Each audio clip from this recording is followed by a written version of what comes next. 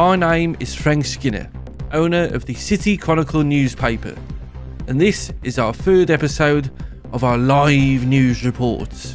We start this week's news with a special news report down at Substantia Road, as members of the Garra Cartel met with Darkstone in what turned out to be a very bloody meeting. On October the 11th, here at Substantia Road, we had received a tip-off that members of the PD were meeting with the Garra Cartel. What we found when we arrived here was actually that Darkstone appeared to be meeting with the cartel.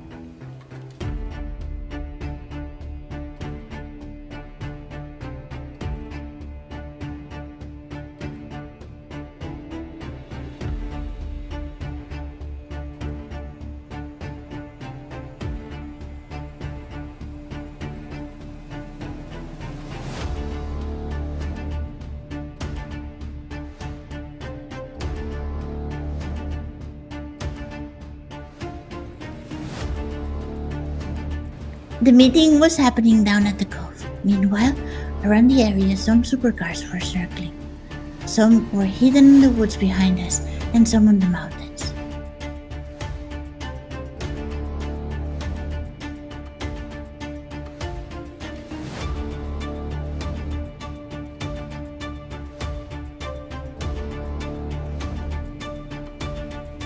All of a sudden, tension began to fill the air as the people at the meeting drew their weapons.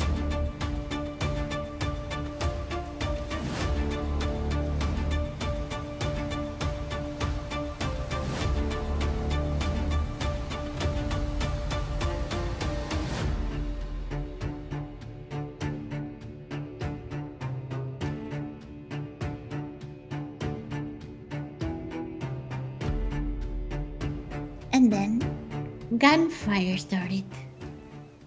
The sky filled with helicopters, and undercover police officers came running down the mountains.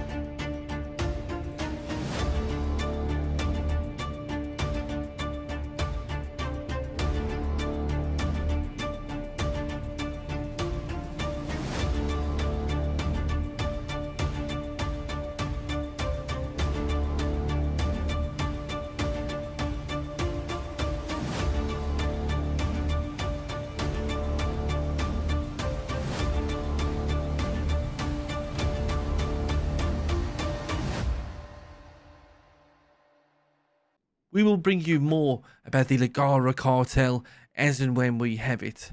But for now, let's take a very short commercial break. 16 survivors on Halloween night faced many dangers that would give them a fright. Mansions and mausoleums kept their dreams filled, fears of being voted out and even of being killed. They fought and they searched as best as they could, taking their refuge deep in the woods. But for all their efforts, they each would meet their fate, realizing only one could truly escape. So gather your courage if you dare, for you never know what is lurking out there.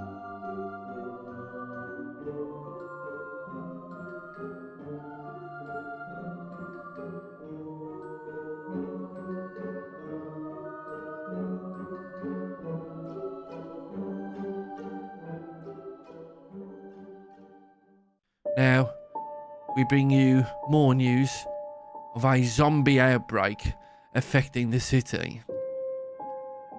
Myself and Nora were in the middle of filming this live news report when the first blackout struck. We start today's news. I've the lights gone off, but who's turned the lights off? Now, let's take a look at some exclusive footage.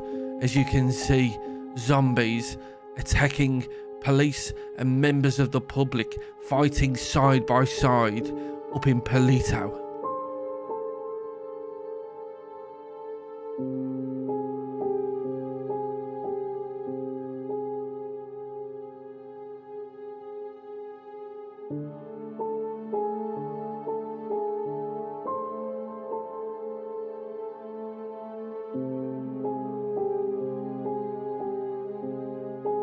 Scenes like the one behind me are becoming all too familiar in this city currently. Earlier on, an incident between police and zombies occurred at the power plant, and as you can see, there are currently the remains of 2 dead zombies lying in the road. Oh my god, look at their heads. I know, it's creepy as hell. It does appear that the attackers can be stopped by removing the brain or head. I repeat, the attackers can be stopped by removing the brain or the head. Now, this past week, the city saw its first public execution in a very, very long time. Jose Garra was killed by firing squad. Now, viewer discretion is advised for this next bit of footage as we take a look at Jose's final words, the execution, as well as an interview with Carl Pred, Brian Knight, Junior Huntley and Michael Rizal after the execution took place. The good of the people. I tried to root out corruption in the government. It's your duty as a citizen to stand up and fight your corrupt officials. And I am a phoenix. From the ashes I will rise. Long live the League of Evil. Mercy for you to find within the boundaries and borders of San Andreas. By the power vested in me by the state of San Andreas, the Department of Justice of San Andreas, and by the Constitution of San Andreas, I, Nathaniel Grayson, lawfully give the order for Mr. Jose Gerardo to be put to death by firing squad here at Bolingbrook State Penitentiary. When I give the order to fire, the firing squad is free to fire. Ready! Aim!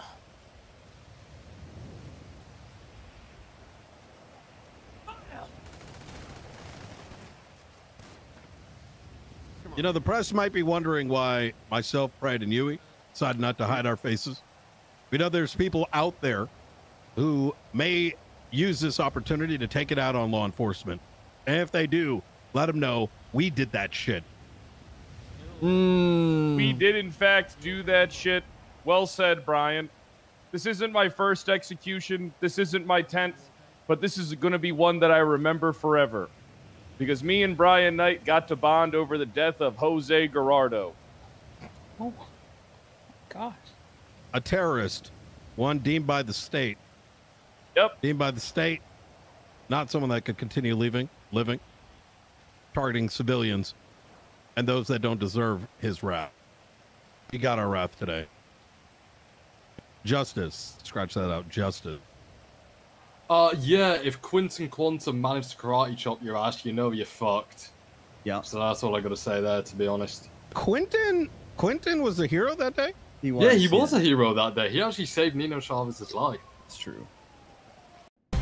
That's it for this week's live news report. My name's Frank Skinner. A very, very special thank you as always to our editor-in-chief, Nora Thomas, for her brilliant work this past week. And we will see you next time.